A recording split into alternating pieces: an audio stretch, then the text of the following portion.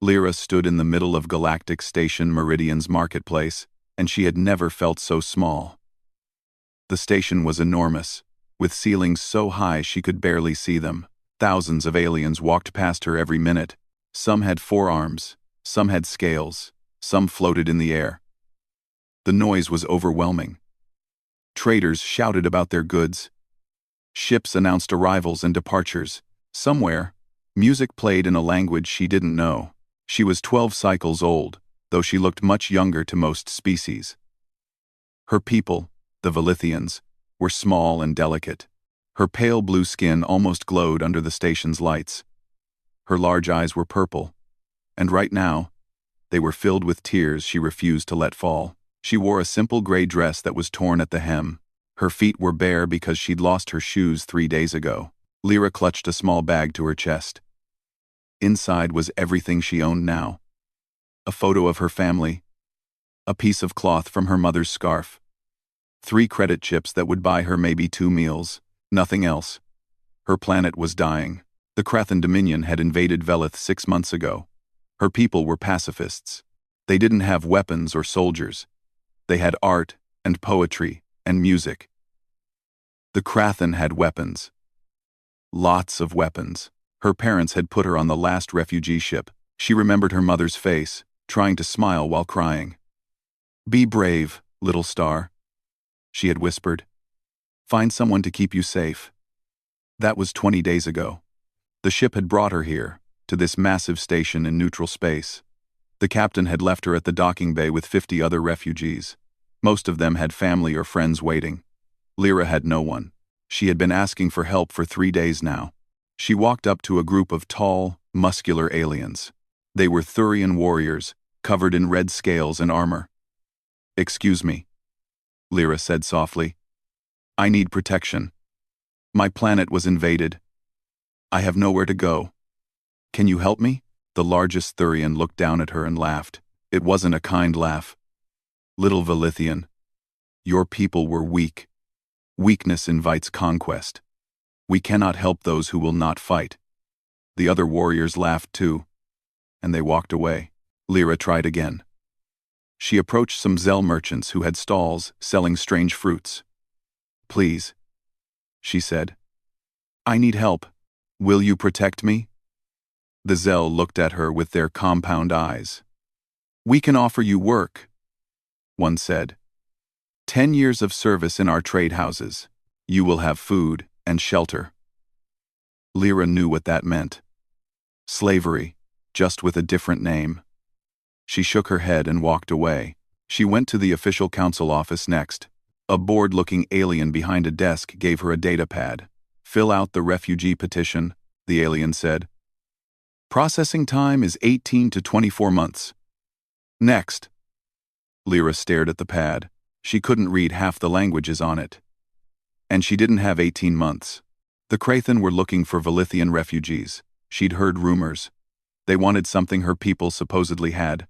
Some ancient knowledge. She didn't know anything about it. But the Krathan didn't care. They took every Velithian they found. Then she saw them. Humans. She'd heard of humans but had never seen them before. They were strange-looking, she thought. Not particularly tall or strong.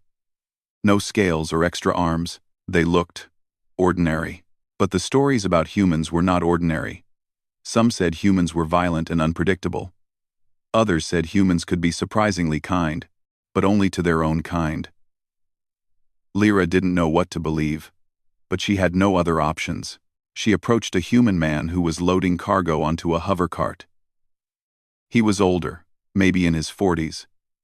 With gray in his dark hair, he wore a work suit covered in oil stains. "Human," Lyra said quietly. Her voice shook. "Will you protect me?"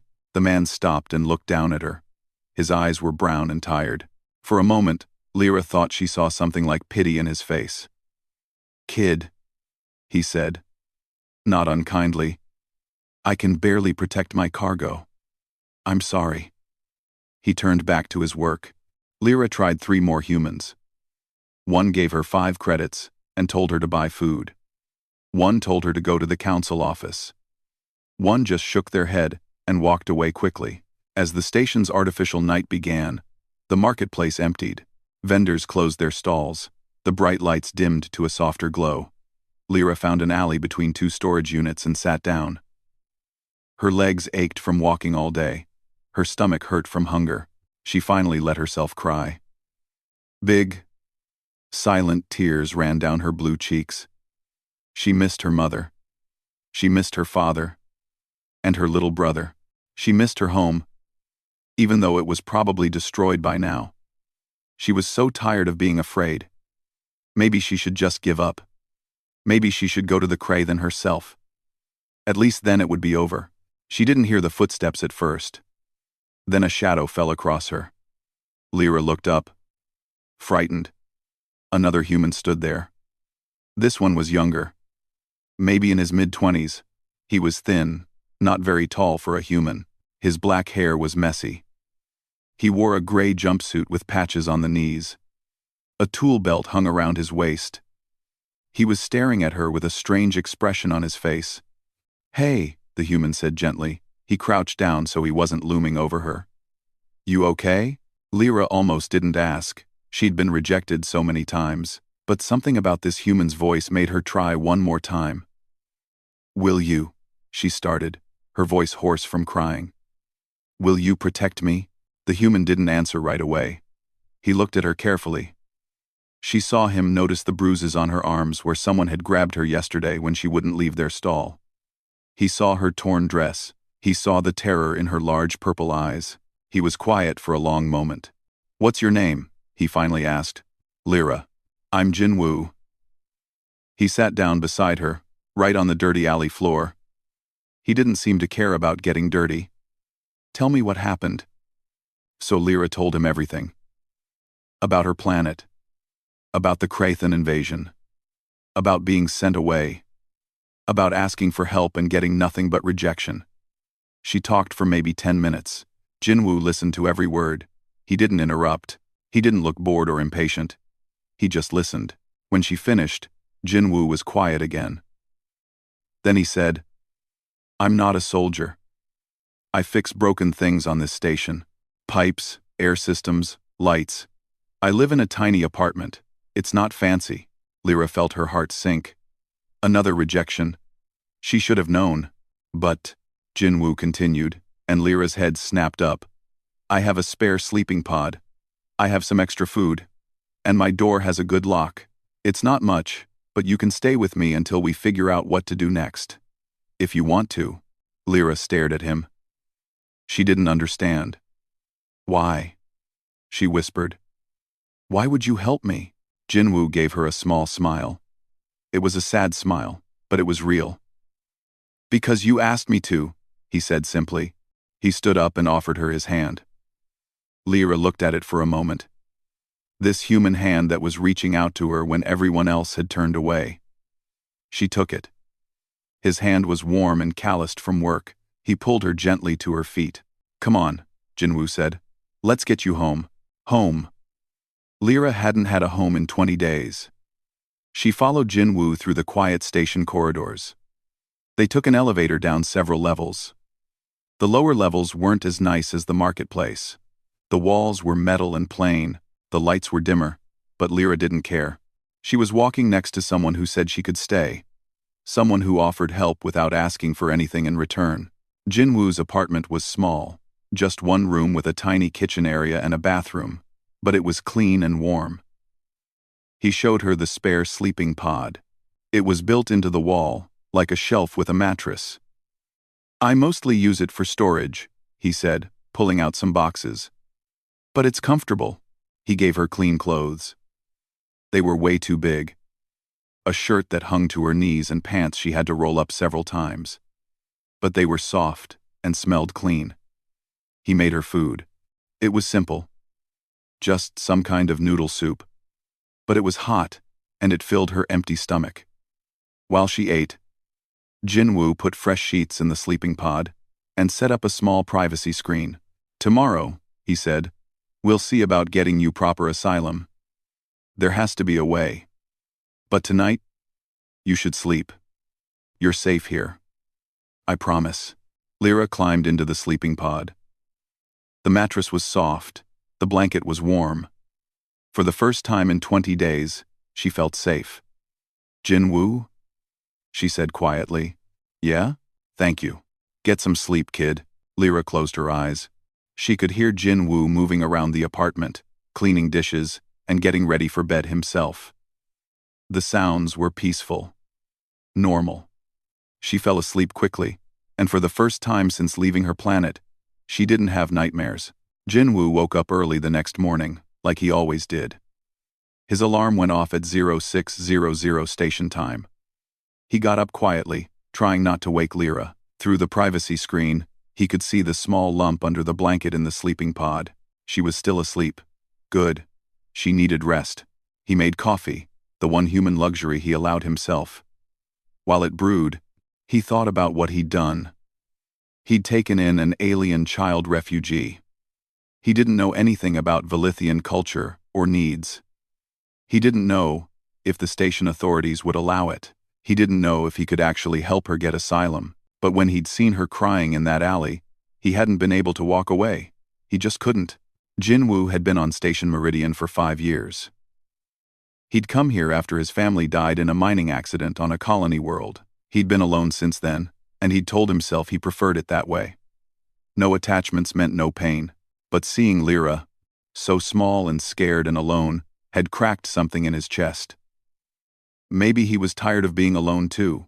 Lyra woke up around 0700. She peeked around the privacy screen, her purple eyes wide and cautious. "Good morning," Jinwoo said, keeping his voice gentle. "I made breakfast. Nothing fancy. Toast and fruit paste. Is that okay for Velithians to eat?" "Yes," Lyra said softly. "We can eat most things." She climbed out of the sleeping pod, still wearing his oversized clothes. She looked very small and very young. Jinwoo felt that protective feeling surge again. After breakfast, Jinwoo explained what he planned to do. "I have to go to work," he said. "My shift is 8 hours. I'm going to stop by the Refugee Bureau on my way and see what paperwork we need.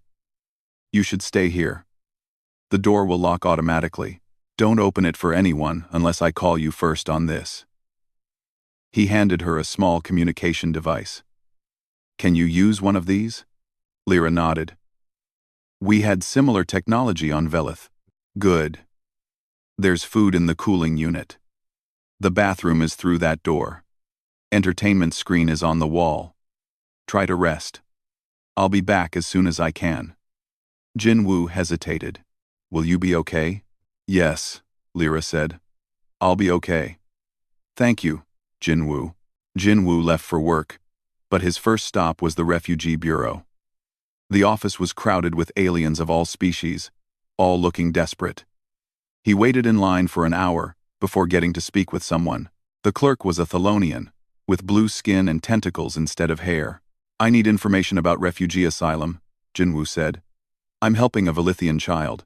The Thelonian's expression didn't change. "Does the child have documentation? Birth records? Family sponsorship?" "She has nothing. Her planet was invaded. She was sent here alone. Without proper documentation, processing will take between 18 and 24 months. The child will need to stay in a refugee camp during processing." Jinwoo's jaw tightened. "She's 12 years old. She can't stay in a camp for 2 years. Those are the regulations. What if I sponsor her? I'm a station resident with a clean record. You would need to prove adequate housing, financial stability, and pass a background check. The process still takes 6 to 8 months. Ending Lena. Jinwoo filled out the paperwork anyway. It was something. When he got to work, his supervisor gave him a long list of repairs. A coolant leak on level 7. Faulty wiring in the market district. A broken recycling system in the residential area. Normal stuff. He worked mechanically, his mind on Lyra. At lunch, he called his friend Yu-Jin. They'd grown up together on Earth before both joining the colony expansion program. She was a security officer on the station now. They met at a small cafe in the commercial sector. "I need advice," Jinwoo said after they ordered food. Yu-Jin raised an eyebrow. "This sounds serious." Jinwoo told her about Lyra. Everything. Yujin listened, her expression growing more concerned. When he finished, she let out a long breath. Jinwoo, you're putting yourself at risk, she said. If she's an undocumented refugee, and you're harboring her without going through proper channels, they could deport you both. I went to the refugee bureau this morning. I'm going through channels. That's good. But, Yujin leaned forward, the Krathen have been putting pressure on the council. They claim Velithians stole technology from them. They want all Velithian refugees turned over. If the Krathen find out about the girl, they won't, Jinwoo said firmly. Jinwoo. Yujin's voice was gentle but serious. You have a good heart. But the galaxy isn't kind to people with good hearts. Be careful. Jinwoo went back to work after lunch, but Yujin's words stayed with him. He knew she was right. He was taking a risk. But what was he supposed to do? Leave Lyra in an alley? Send her to a refugee camp where she'd be vulnerable?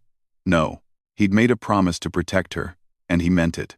When he got home that evening, Lyra had cleaned his entire apartment. His tools were organized. His clothes were folded.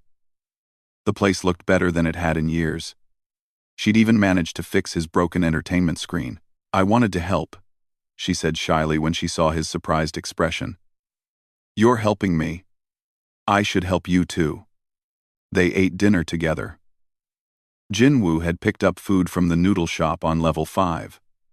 The owner, Hei-sun, was a kind older woman who made the best kimchi in the sector. When Jinwoo had mentioned he was feeding an extra person now, Hei-sun had packed twice as much food and refused to charge him extra. Over dinner, Lyra talked a little about her home planet. She told him about the purple forests and the singing lakes. She told him about her mother, who was a painter, and her father, who was a musician. She told him about her little brother, who was only 4 cycles old. Her voice was sad, but there was also love in it. Jinwoo listened and asked questions. He wanted her to remember the good things, not just the fear and loss. That night, after Lyra went to sleep, Jinwoo sat in his small living area and thought about his own family. His parents and his younger sister had died when their mine collapsed. He'd been off-world for work training. He'd gotten the news by message. By the time he made it back, the funerals were over. He'd been angry for a long time after that, angry at the universe, at himself, at everything. He'd shut himself off from people. But now there was this small blue girl sleeping in his spare pod, and somehow, she'd reminded him what it felt like to care about someone. To want to protect someone. It was terrifying and comforting at the same time. The days settled into a routine. Jinwoo went to work. Lyra stayed in the apartment. In the evenings, they ate together and talked. Lyra was smart. She picked up human language quickly and asked endless questions about everything. What was Earth like? Why did humans drink coffee? What were families like in human culture?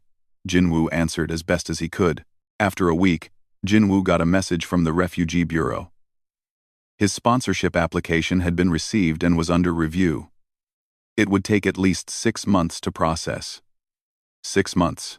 Jinwoo hoped they had that much time, but unknown to Jinwoo, danger was already closing in. On the upper levels of the station, in a rented office suite, a Krathen agent named Vormak was reviewing security footage from the marketplace. He was looking for Velithian refugees. The Dominion wanted them all, not because of any ancient technology, though that was the official reason. The real reason was simpler and crueler. The Krathen wanted to make sure no Velithian culture survived. They wanted to erase an entire people. Vormak's eyes stopped on a frame from 9 days ago, a small Velithian girl with pale blue skin. He enhanced the image. Yes, definitely Velithian. He tracked her movements through the footage. She disappeared into the lower levels. But wait, there. She emerged with a human male. He pulled up the human's identification. Jinwoo. Station maintenance worker. Level 12 residence. Vormak smiled, showing sharp teeth. Found one, he muttered. He sent a message to his team. Velithian located. Prepare for extraction. 3 days later, Jin Woo was showing Lyra how to cook human-style fried rice when there was a loud knock on the door. Not the chime that polite visitors used. A hard, demanding knock. Jin Woo's blood went cold. Lyra looked at him with wide, frightened eyes. Into the sleeping pod. Jin Woo whispered. Behind the privacy screen. Don't come out. No matter what. Lyra scrambled into the pod. Jin Woo took a deep breath and walked to the door. He opened it. 3 Krathens stood in the corridor. They were massive, each one over 8 feet tall. They wore dark armor, with the Dominion symbol on the chest. The one in front had red eyes that looked at Jin Woo with cold calculation. Jin Woo, the Krathen said. His voice was deep and harsh. That's me. I am Vormak, agent of the Krathen Dominion. We have reason to believe you are harboring a Velithian fugitive. Step aside. We will conduct a search. Jin Woo's heart was pounding. But he didn't move from the doorway. You need a warrant to search my home. This is neutral territory. The Velithian child is Dominion property, Vormak said. We do not need a warrant to retrieve our property. She's not property. She's a person. Step aside, human. Vormak's hand moved to the weapon at his belt. Jin Woo stood his ground. Every instinct screamed at him to back down. These were trained soldiers. He was a maintenance engineer. But behind him, hidden in the sleeping pod, was a 12-year-old girl who had already lost everything. He couldn't let her lose her freedom too. No, Jin Woo said simply. Vormak's eyes narrowed. You would die for a Velithian? I would stand between a child and harm, Jin Woo said. That's what humans do. The corridor outside Jin Woo's apartment was narrow, which worked in his favor. The 3 Krathen couldn't all advance at once. Vormak stepped forward, reaching out to push Jin Woo aside. Jin Woo grabbed the doorframe with both hands, bracing himself. He might not be as strong as a Krathen, but he could be stubborn. This is your last warning, Vormak growled.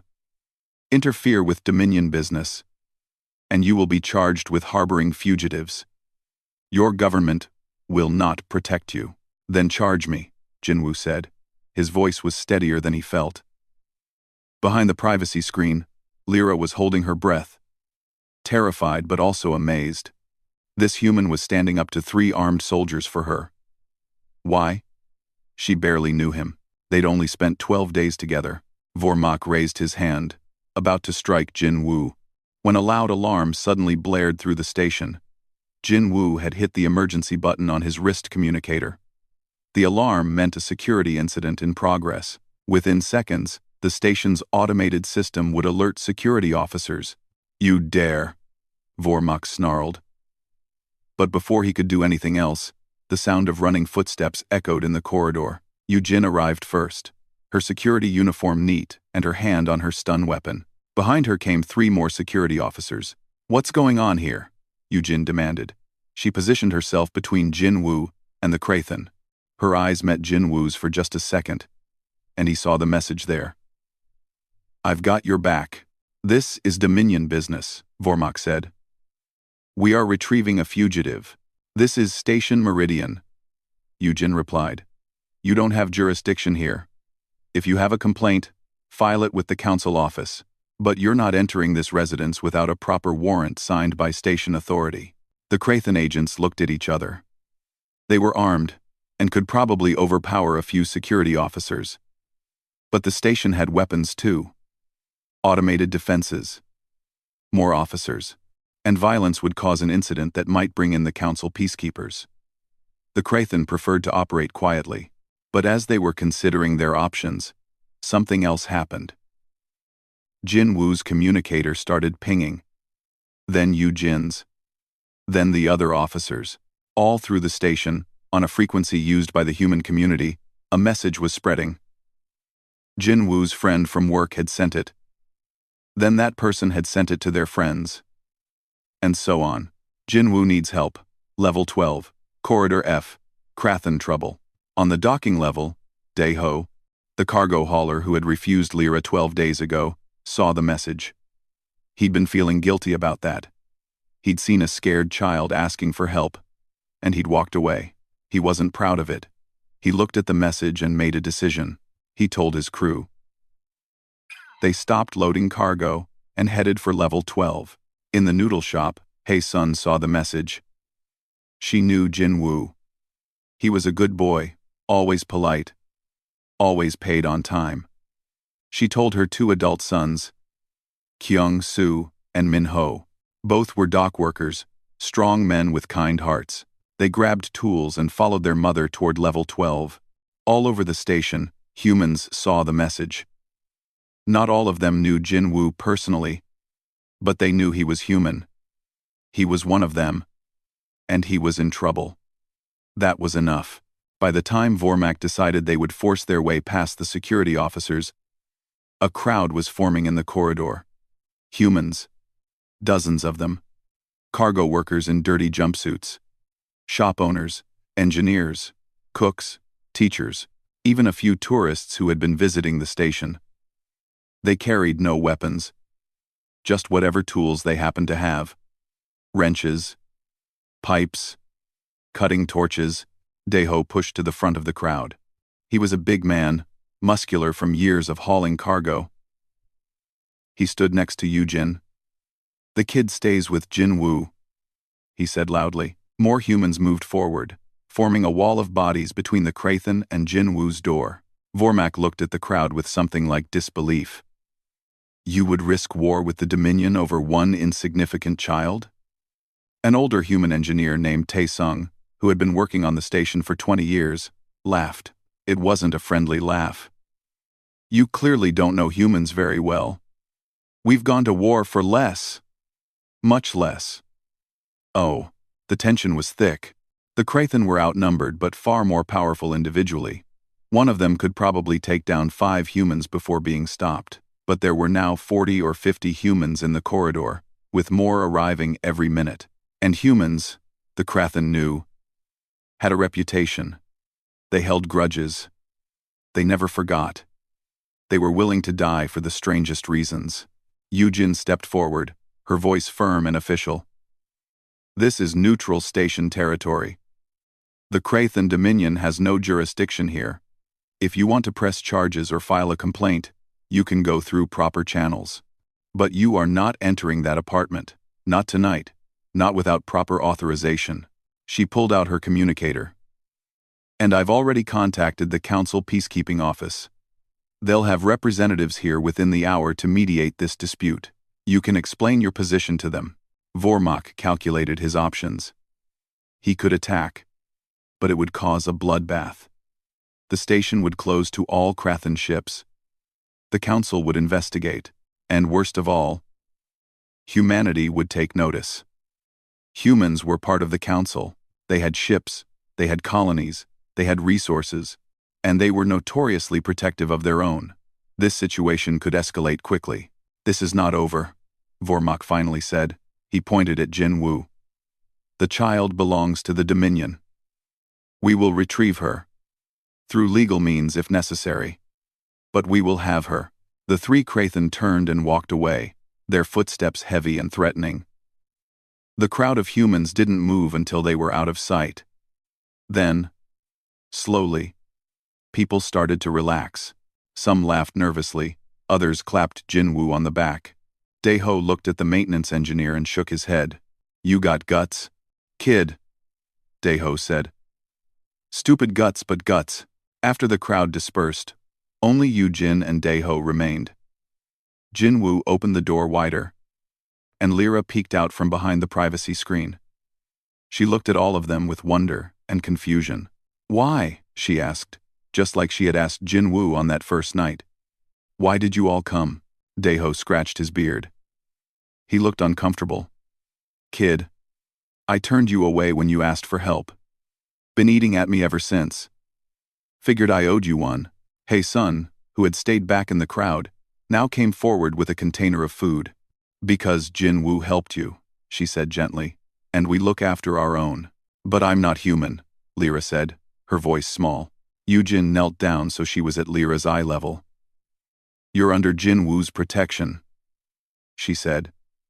That makes you one of us." After everyone left, Jinwoo and Lyra sat in the apartment in silence for a while. Lyra was shaking, adrenaline slowly leaving her system. Jinwoo made her tea, another human custom she'd come to appreciate. "They'll come back," Lyra said quietly. "The Krathen. They won't give up." "I know," Jinwoo said. "You could get hurt. You could die. All because of me." Tears started rolling down her blue cheeks. "Maybe I should just go to them. Maybe that would be better." "No." Jinwoo's voice was firm. "Lyra, look at me." She looked up at him with her large purple eyes. "You asked humans for protection. Most of us said no. We were scared or tired or we'd learned not to care. But here's the thing about humans. Once we decide something is worth protecting, we don't give up. We're stubborn like that." "Even if it's dangerous?" Lyra asked. "Especially if it's dangerous," Jinwoo said. Lyra hugged him then, her small arms barely reaching around him. She cried into his shirt, and Jinwoo held her, letting her get it all out. All the fear, and loss, and confusion. When she finally calmed down, he made her go to bed. She needed rest. Tomorrow would bring new challenges. Jinwoo didn't sleep well that night. He kept thinking about Vormak's words. This is not over. The Krathen would come back. They'd go through official channels. They'd pressure the council. They'd make life difficult. Jinwoo was just one maintenance engineer. What could he really do against an empire? But then he remembered the crowd of humans in the corridor. They'd come when he needed help. They'd stood between a child and danger. Maybe he wasn't alone in this fight after all. The next 3 days were tense. Jinwoo went to work but jumped at every sound. Lyra stayed in the apartment, too scared to go outside. Yujin stopped by twice to check on them and bring updates.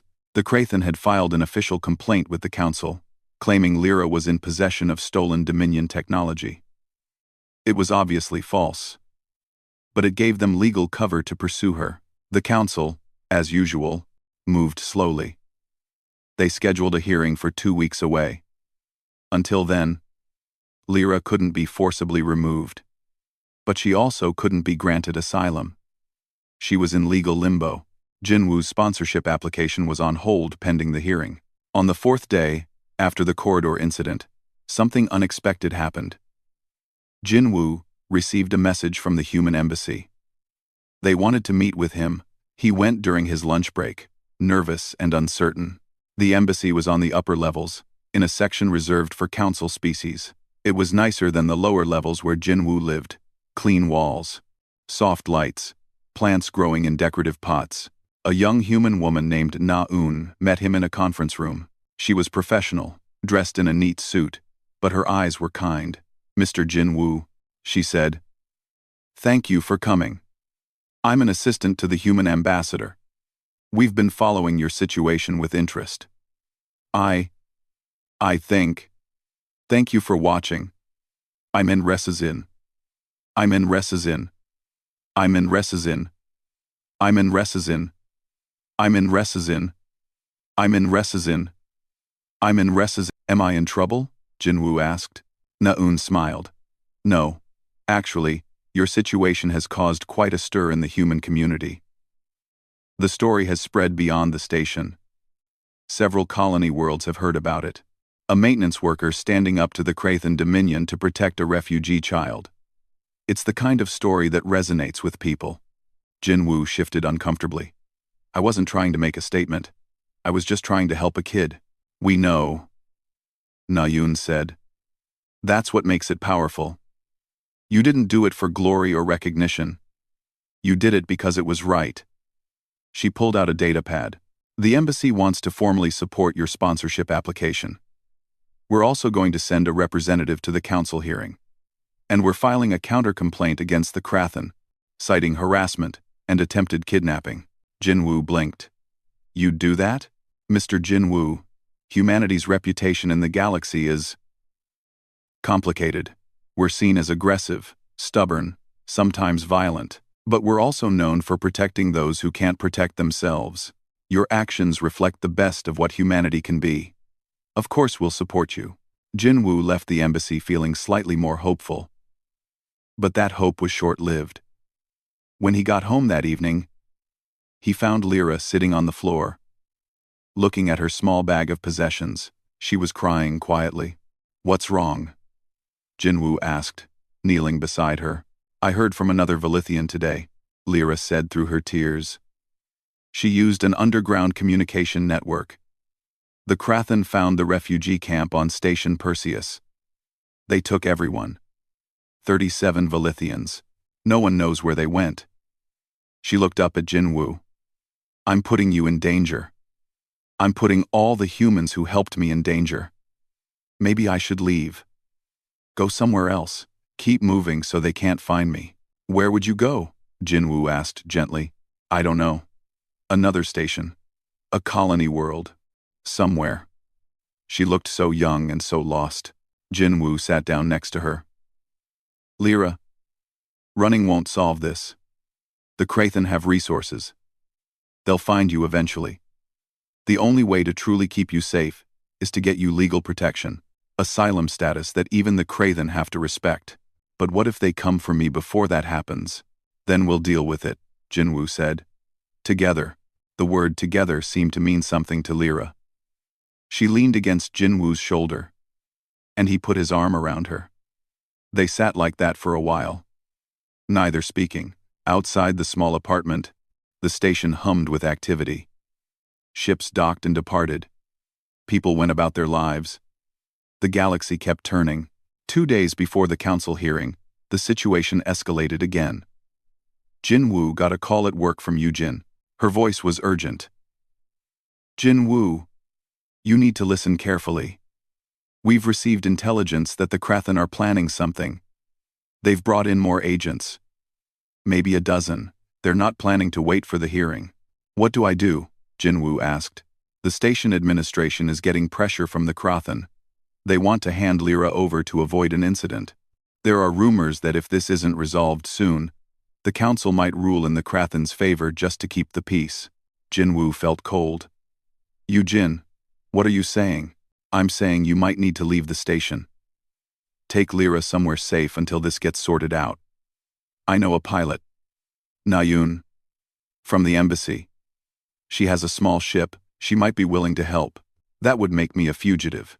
Better a fugitive than letting that child fall into Krathen hands," Yujin said. "Think about it. I'll buy you as much time as I can, but you need to decide soon." Jinwoo went home early. Claiming he felt sick, it wasn't entirely a lie. His stomach was churning with anxiety.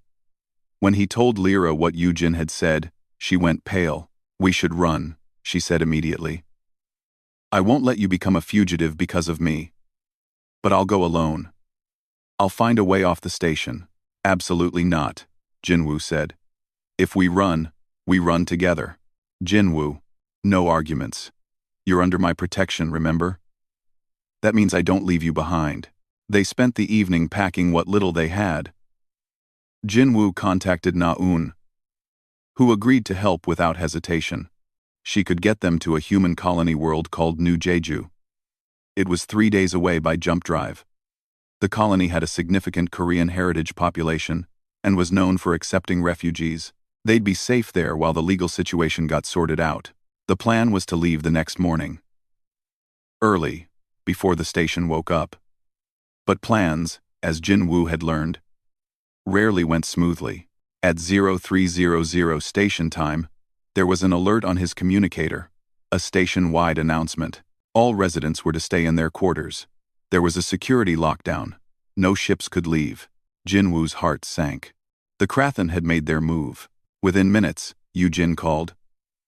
"They've gotten the station administrator to issue an emergency order. Lyra is to be turned over to Krathen custody immediately. Pending the hearing, security teams are being sent to your location." "How long do I have?" 10 minutes. Maybe 15. Jinwoo looked at Lyra, who had woken up at the sound of his conversation. "We need to go. Now." They grabbed their bags and ran into the corridor. But they could already hear footsteps echoing from multiple directions. The station security wasn't just one team. They were coming from all sides. Jinwoo made a split-second decision. Instead of heading toward the docking bays, he went down the maintenance tunnels. Jinwoo had worked on this station for 5 years. He knew every tunnel, every crawl space, every forgotten corridor. The tunnels were dark and narrow, filled with pipes and wiring. Lyra held his hand tightly as they descended deeper into the station's infrastructure. Behind them, they could hear security teams searching. But the lower levels were a maze. Jinwoo led Lyra through routes that didn't appear on any official map. They crawled through tight spaces. They waded through ankle-deep water in a coolant overflow tunnel. They hid in a junction box, while voices passed by above them. Finally, after what felt like hours but was probably only 30 minutes, they reached a section of the docking level that was rarely used. Old cargo bays that had been abandoned when the station expanded. Jinwoo's communicator buzzed. A text from Yu-Jin. Bay 47. Na-eun is waiting. Hurry. They ran. Lyra was gasping for breath. Not used to this much physical activity. Jinwoo pulled her along, refusing to slow down. Behind them, alarms were still blaring. Announcements demanded that Jinwoo and Lyra surrender immediately. They were almost at Bay 47 when they turned a corner and ran straight into Vormak. The Krathan agent stood in their path, flanked by 2 other Krathan soldiers. In the narrow corridor, there was no way around them. Jinwoo pushed Lyra behind him, his mind racing. Vormak smiled coldly. End of the line, human. Hand over the child, and you will only face deportation. Refuse, and things become much worse for you. Jinwoo's response was immediate. No. But before Vormak could respond, something unexpected happened. Daeho appeared from a side corridor, carrying a plasma cutter. Behind him were a dozen other humans, all armed with tools. Hae-sun was there with her sons, Tae-sung, and his engineering crew. Even some humans Jinwoo barely knew. They formed a line between the Krathan and Jinwoo. You're going to have to go through us, Daeho said calmly. Vormak looked at the humans with something like respect. You are all willing to become fugitives for this child? Tae-sung stepped forward. Here's what you don't understand about humans. We're pack animals. When one of us makes a stand, we all make a stand. That's just how we're built. The standoff lasted for a long moment. Then Yu-Jin's voice came over the station's communication system. Attention all Krathan agents. This is Station Security Chief Kim Yu-Jin. You are ordered to stand down immediately. We have just received word that the Council has issued an emergency ruling. Due to overwhelming evidence of intimidation and harassment, Lyra of Velith has been granted temporary protected status. Any attempt to apprehend her is now a violation of Council law. Jinwoo didn't know if that was true, or if Yu-Jin was buying them time. But it didn't matter. The humans surged forward, forcing the Krathan to back up. In the confusion, Jinwoo and Lyra ran for Bay 47. The door was open. Na-eun's small ship, a sleek courier vessel, was waiting with engines hot. Get in! Na-eun shouted from the pilot's seat. They scrambled aboard, the airlock sealed behind them. Through the view screen, Jinwoo saw the Krathan trying to reach the bay, but the humans were blocking the corridor. The ship lifted off, and they shot out of the station into the black space beyond. Na-eun's ship, the Midnight Runner, was small but fast. It had been modified for quick jumps and hard acceleration. As soon as they cleared the station's defensive perimeter, Na-eun engaged the jump drive. Space twisted around them, and they disappeared from normal space into the strange non-reality of jump space. Only then did Jinwoo let himself breathe. He was sitting in the small passenger compartment with Lyra. She was shaking, adrenaline still coursing through her. We made it, she whispered. We actually made it. Na-eun came back from the cockpit. She was in her early 30s, with short black hair and sharp eyes. We'll be in jump space for about 6 hours before the first navigation point, she said. Then 2 more jumps to New Jeju. You should both get some rest. Thank you, Jinwoo said. For everything. You didn't have to risk this. Na-eun shrugged. I'm a pilot. We're supposed to help people escape bad situations. Besides, your story has been spreading through human networks for days. You're kind of famous now. The engineer who stood up to an empire for a refugee kid. People are calling you a hero." Jin Woo laughed bitterly. "I'm not a hero. I'm just a guy who couldn't walk away from a crying child." "That's what makes you a hero," Na-eun said. She smiled. "Get some rest. I need to focus on flying." 4-2. Jin Woo and Lyra settled into the sleeping bunks in the passenger compartment. They were narrow but comfortable.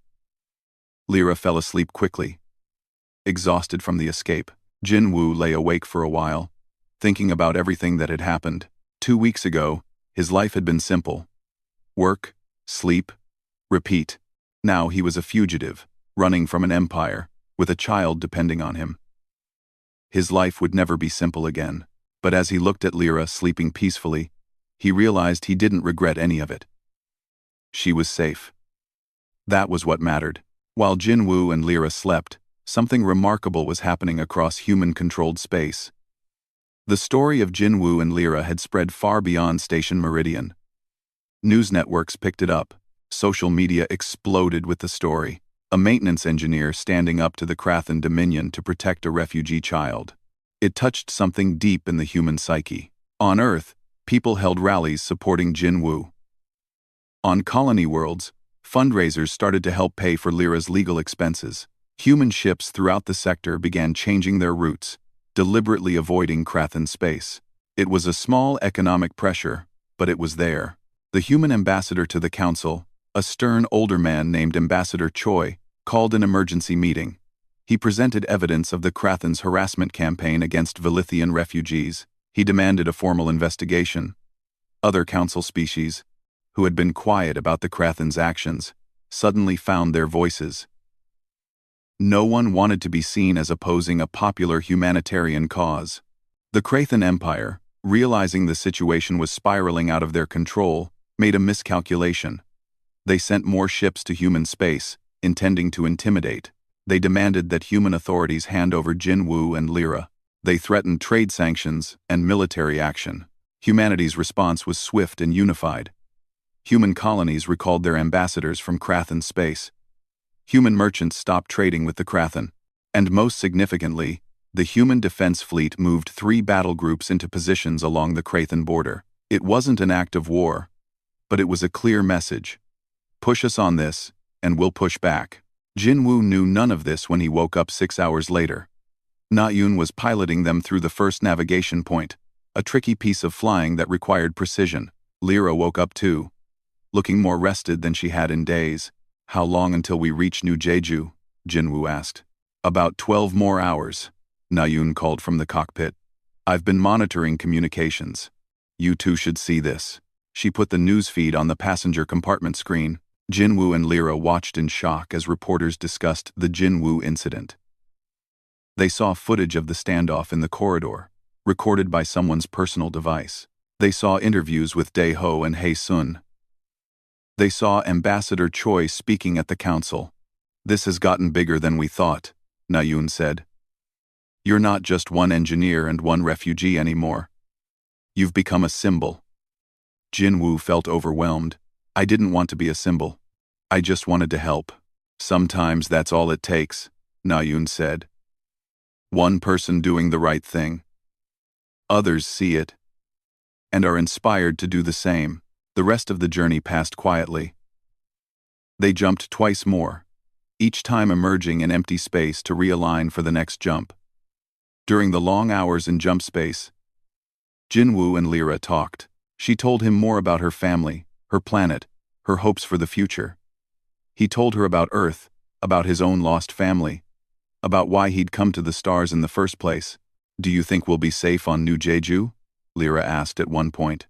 "I hope so," Jin Woo said honestly. "But even if we're not, we'll figure it out. Together." That word again. Together. It had become important to both of them. Neither was alone anymore. They had each other. When they finally emerged from the last jump, New Jeju appeared on the view screen. It was a beautiful planet. Mostly ocean, with several large continents. The main continent was covered in green forests and mountains. Cities sparkled on the coastlines. It looked peaceful. New Jeju Colony Control. This is courier ship Midnight Runner requesting landing clearance, Nayun said into her communicator. Midnight Runner, this is Control. We've been expecting you. You're cleared for landing at Port City, Bay 12. Welcome to New Jeju. The ship descended through the atmosphere. Jinwoo and Lyra pressed their faces to the view screen, watching the planet grow larger. Port City appeared below them, a sprawling settlement with buildings that mixed modern technology with traditional Korean architectural styles. It was the largest city on New Jeju, and served as the colony's capital. They landed smoothly. As the airlock opened, warm air rushed in. It smelled like ocean and flowers. Lyra took a deep breath. And for the first time since Jinwoo had met her, she smiled, a real, genuine smile. A welcoming committee was waiting at the landing bay. The colony's governor, a woman named Park Ji-woo, stepped forward. Jinwoo, Lyra, welcome to New Jeju. We're honored to have you here. Thank you for accepting us, Jinwoo said. We've prepared housing for you, Governor Park said. And we've already started processing Lyra's asylum application. Given the circumstances and the council's rulings, we expect it to be approved quickly. She knelt down to look at Lyra. You'll be safe here, child. I promise. Quote, they were taken to a house on the outskirts of Port City. It was small but comfortable, with 2 bedrooms, a kitchen, and a living area. But the best part was the garden. It had flowers and vegetables growing, and beyond it, they could see the ocean. Lyra ran into the garden immediately, touching the flowers, feeling the real grass under her feet. She looked back at Jinwoo with tears in her eyes. Happy tears this time. It's like home, she said. Not exactly the same, but similar. I didn't think I'd ever feel this again. That evening, after they'd unpacked their few belongings, they sat on the porch watching the sunset. The sky turned orange and pink, and the ocean reflected the colors. It was peaceful. Safe. Jinwoo? Lyra said quietly. Yeah? Thank you. For everything. For not walking away that first night. For protecting me. For bringing me here. Jinwoo put his arm around her shoulders. You don't have to thank me. You're family now.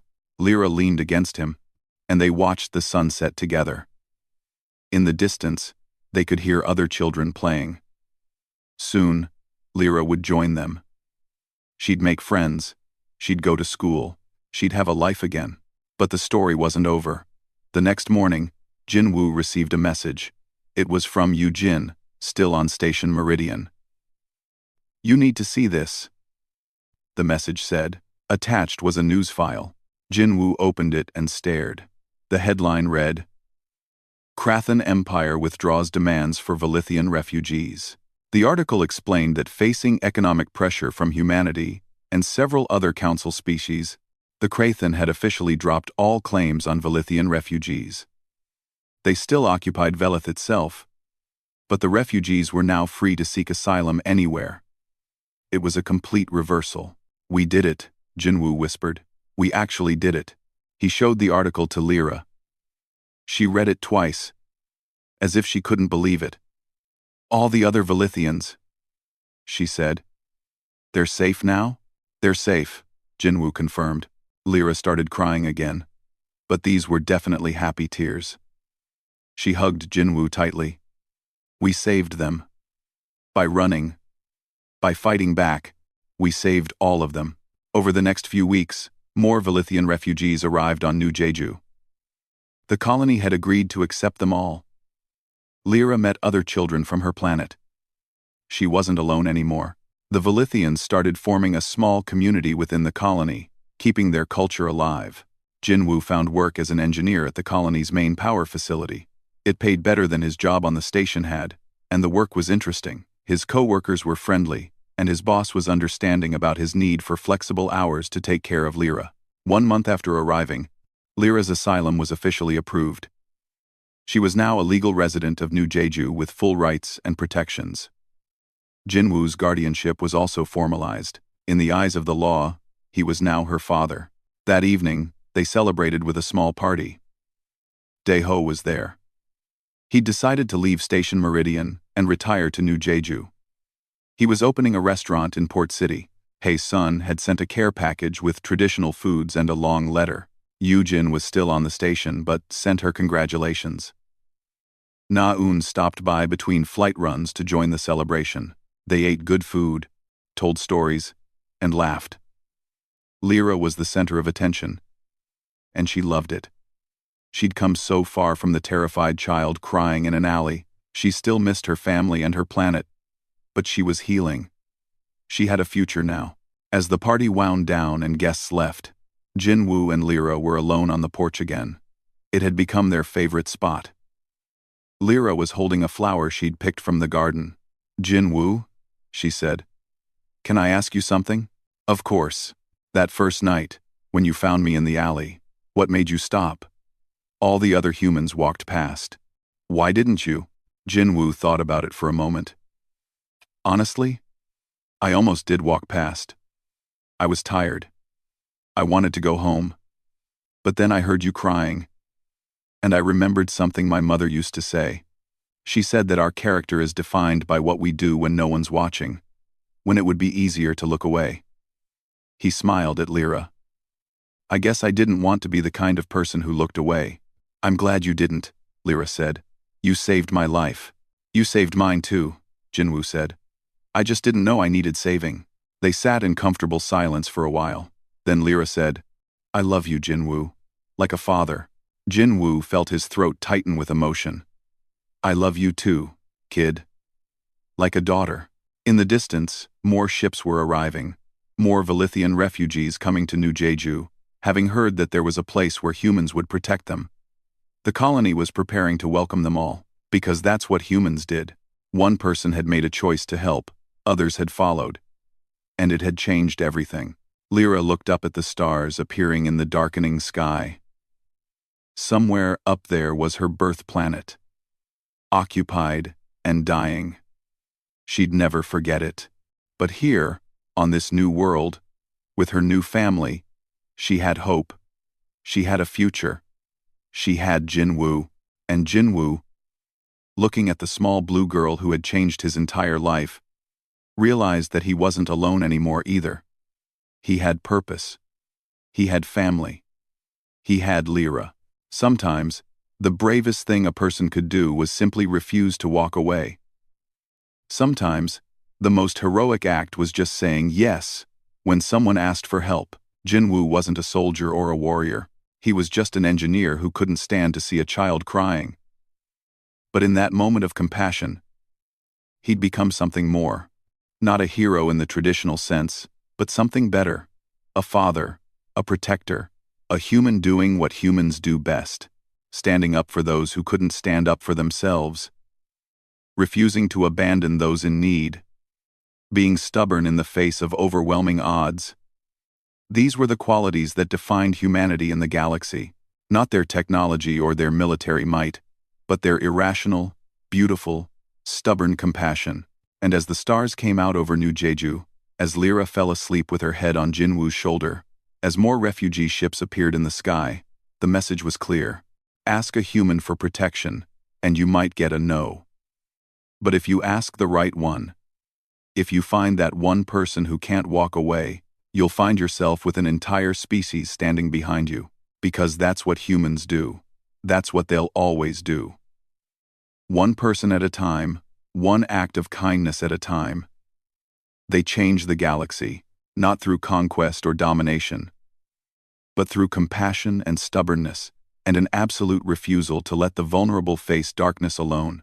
Lyra had asked, "Humans, will you protect me?" And in Jinwoo, she'd found the right one.